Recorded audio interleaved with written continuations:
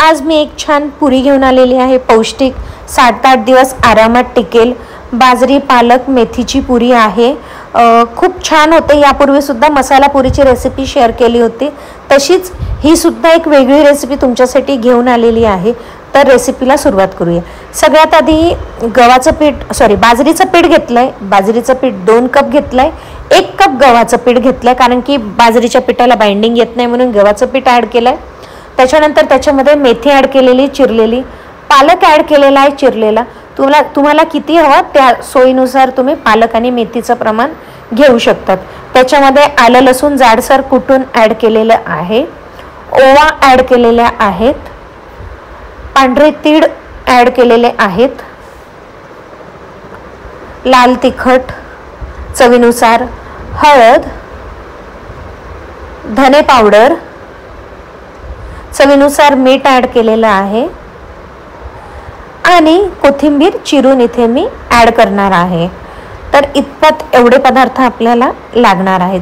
हिंग सुद्धा घातलेला आहे। आता मी कोथिंबीर ॲड करून घेतलेली आहे।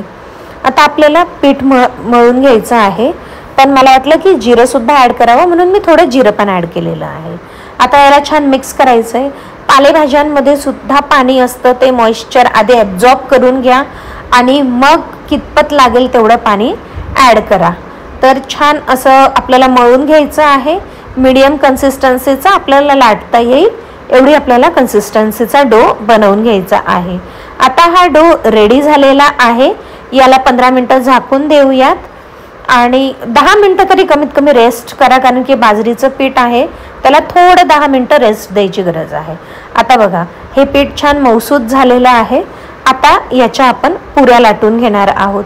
तुम्हाला पाहिजे तर तुम्ही एक सिंगल पुरी लाटून घेऊ शकतात, किंवा माझ्यासारखं पटकन व्हावं म्हणून एक मोठा गोळा मी लाटून घेतलेला आहे आणि त्याच्या कटरच्या सहाय्याने मी पुऱ्या अशा करून घेतलेल्या आहेत। बाजरीचं पीठ आहे म्हणून जरा चिकट होतं, पण याला तुम्ही सांभाळून घेऊ शकतात। पुन्हा पीठ लावायची गरज आहे याला। तर अशा पद्धतीने मी सगळ्या पुऱ्या करून घेणार आहे।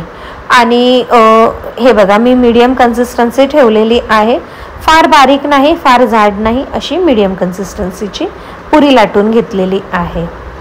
आता याला आपण तळून घेणार आहोत।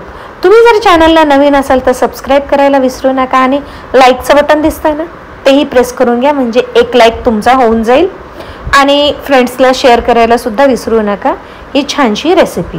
आता पुऱ्या आपल्याला मंद आचेवर छान दोन्ही बाजूने लालसर होईपर्यंत तळून घ्यायच्या आहेत। सगळ्या पुऱ्या तळून झालेल्या आहेत आणि बघू शकतात की किती सुंदर या आरामात तुम्ही 7 ते 8 दिवस स्टोर करू शकतात टिकल्यात तर अशाच नवनवीन रेसिपीज आम्ही तुमच्यासाठी घेऊन येऊ। तोपर्यंत काळजी घ्या।